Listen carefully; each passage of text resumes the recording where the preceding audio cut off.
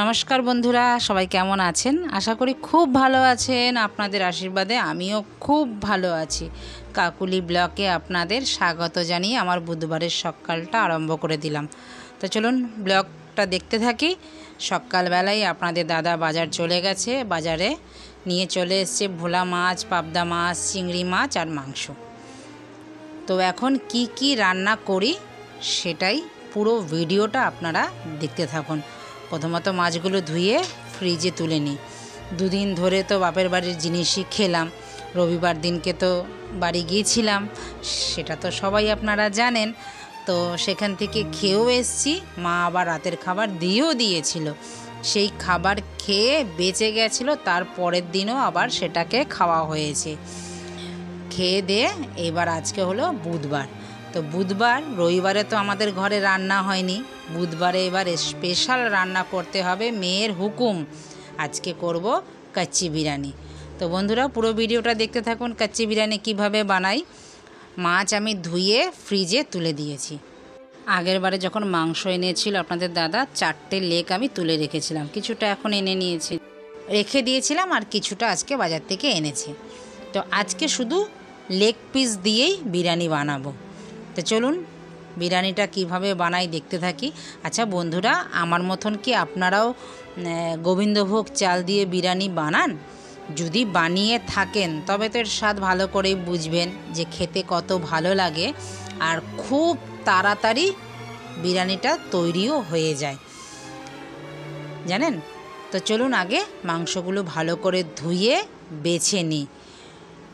বেছে নিয়ে তারপরে ভালো করে ধুয়ে নেব। সাথে একটু চিকেন কষাও বানাবো। চিকেন কষার জন্য চিকেনটা আলাদা করে নিলাম, যেগুলো পিস করা থাকে। আর আজকে পুরো বানাবো চিকেনটাকে ভালো করে ম্যারিনেট করে এখন রেখে দেব। ধোয়া তো হয়ে গেল, ভালো করে ধুয়ে নিচ্ছি। ধুয়ে নিয়ে তারপরে এবার শুধু যে পিসগুলো থাকবে, লেগ পিসগুলো, সেগুলো দিয়েই আজকে বিরিয়ানি বানানো হবে। তো প্রথমত বিরিয়ানির কাজ কি জানেন? মাংসটাকে ম্যারিনেশন করে রাখা। যত ম্যারিনেশন করে রাখা যাবে তত বিরিয়ানি টেস্টি হবে, আর মাংসটা তত জুসি, ততটাই সফট হবে। তা চলুন আমি কি কি দিয়ে ম্যারিনেশন করি সেটা দেখে নিই। প্রথমত দিয়ে দিলাম, যেটা ছাড়া অসম্পূর্ণ পুরো রান্না, নুন কিন্তু এনার্জিরও কাজ করে। নুন দিয়ে দিলাম। দেওয়ার পরে দিলাম রসুন বাটা। আর তারই ফাঁকে আমি সব মশলাপাতি পেস্ট করে নিয়েছি এক সপ্তাহের জন্য। বাপের বাড়ি গিয়েছিলাম, কাজগুলো তো অসম্পূর্ণ রয়েছিল, কাজ করা হয়নি। রবিবারে যেহেতু আমি এই কাজগুলো করে থাকি, সেগুলো তো করা হয়নি। তো বুধবার আজকে সব কাজগুলো করে ফ্রিজ ভর্তি করে রাখছি। এবার দিয়ে দিলাম লঙ্কা পেস্ট, আদা পেস্ট, আর সাদা তেল, দই। এবার দেব কিছুটা কাঁচা পেঁয়াজ কুচোনো, দিয়ে ভালো করে একটুখানি মেখে নেব। মেখে নেওয়ার পরে দেখুন একদম ভালো করে মেখে নিচ্ছি, যেন পুরো দইগুলো মাংসর মধ্যে যেন বেশ ভালো করে ঢোকে। এবার দিয়ে দিচ্ছি 1 প্যাকেট বিরিয়ানি মশলা।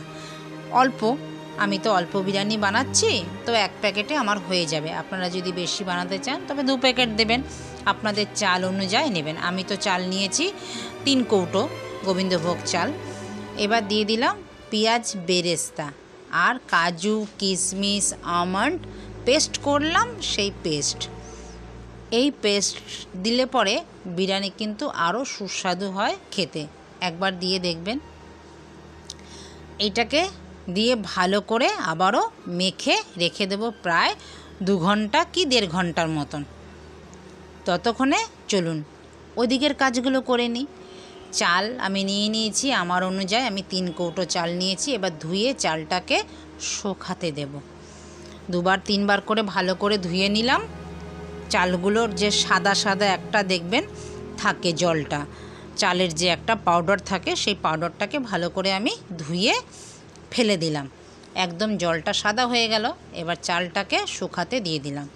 আর এইখানে জলের মধ্যে দিয়ে দিলাম সাহা জিরা, সাহা মরিচ, একটুখানি তেজপাতা কয়েকটা দারচিনি, লবঙ্গ, ছোট এলাচ, একটু দেবো এবার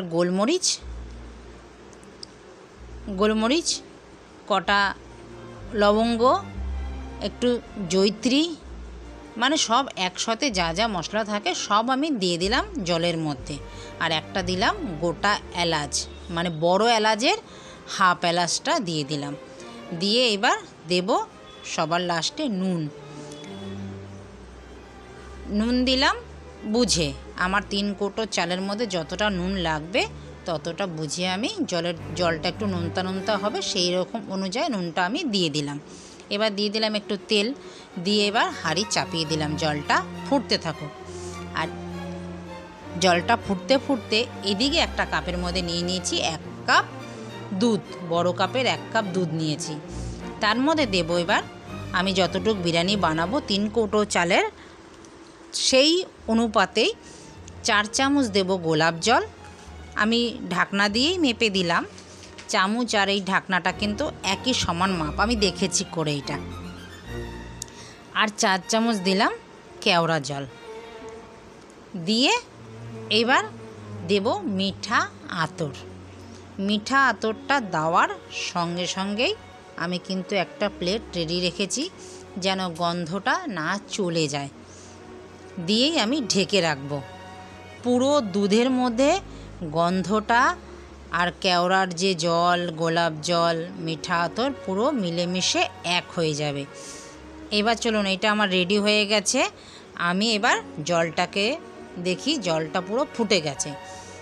ফুটে যাওয়ার সঙ্গে সঙ্গে এবার চালটা আমি দেখেছেন, চালটা একদম ঝুরঝুরে হয়ে গেছে। চালটাকে দিয়ে দিলাম। চালটা দেওয়ার পরে চালটা 40% ফুটবে। যেহেতু এটা গোবিন্দভোগ চাল, এটা যদি দেরাদুন রাইস হতো তবে আমি 70% ফোটাতাম।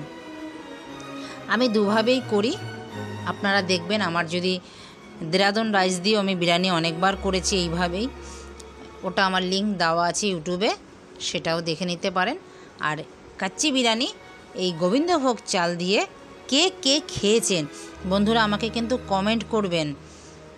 এখনও অবধি কে কে খেয়েছেন এই গোবিন্দভোগ চাল দিয়ে বিরিয়ানি, আর এতটাই খেতে ভালো লাগে কি বলবো আর। তো বিরিয়ানি বানানোর জন্য চালটা যে আমার হয়ে গেছে, সেই চালের ওপরে যে তেজপাতা যে মশলাগুলো ভাজছিল সেটাকে ফেলে দিয়ে চালটাকে ঝরিয়ে নিলাম একটা ঝুড়িতে। এইবার পেঁয়াজ যে বেরেস্তা করেছিলাম সেই বেরেস্তার একটু তেল ছিল, তেলটা হাঁড়ির মধ্যে দিয়ে হাঁড়িটার মধ্যে চারিদিকে তেলটা মাখিয়ে নিলাম। এইবার হচ্ছে যে মাংসটা মেখে রেখেছিলাম সেই মাংসটা এবার আমি দিয়ে দিলাম। প্রায় 2 ঘন্টা হয়ে গেছে মাংসটা মাখানো। মাংসটা একদম সফট আর খুব জুসি লাগবে। এইরকমভাবে করে একবার খেয়ে দেখবেন, আর এত তাড়াতাড়ি হয় মানে কি বলবো আর। এইবার দিয়ে দিলাম আলু। আমি অল্পই আলু দিলাম, আপনারা চাইলে আপনাদের মতন আলুটা দিতে পারেন, যেহেতু আমাদের আলু খুব কম খায়। এইবার দিয়ে দিলাম চালটা। এই রাইসটা কিন্তু গরম গরম থাকতেই এই লেয়ারটা সাজাতে হবে, ঠান্ডা হলে বিরিয়ানিটা শুটো হয়ে যাবে। একদম গরম গরম সব রেডি করে নিয়ে তারপরে বিরিয়ানিটা দমে দেবেন। এবার দিয়ে দিলাম দুধ যে আমি রেডি করে রেখে দিয়েছিলাম, এটা দিয়ে দিলাম। দেওয়ার পর এবার ওপর থেকে দিয়ে দেবো পেঁয়াজ বেরেস্তা। এইবার দেব ঘি দিয়ে দেবো। ঘিটা পরে দিলেও হয়, আমি আগেই দিয়ে দিলাম। ঘিটা যখন, এটা সাধারণত দোকানে করে ওপর থেকে চকচক দেখানোর জন্য, কিন্তু আমি দিয়ে দিলাম। এইবার আটা মেখে রেখেছিলাম, আটাটা খুব শক্ত করব না আর খুব নরমও করব না, যেন হাঁড়িটার মধ্যে আটার মতন লেগে যায়, সেই অনুযায়ী আটাটা আমি মেখে নিয়েছি। মাখা বলে একটুখানি জল দিয়ে করে নিয়েছি। তো হয়ে গেছে আমার।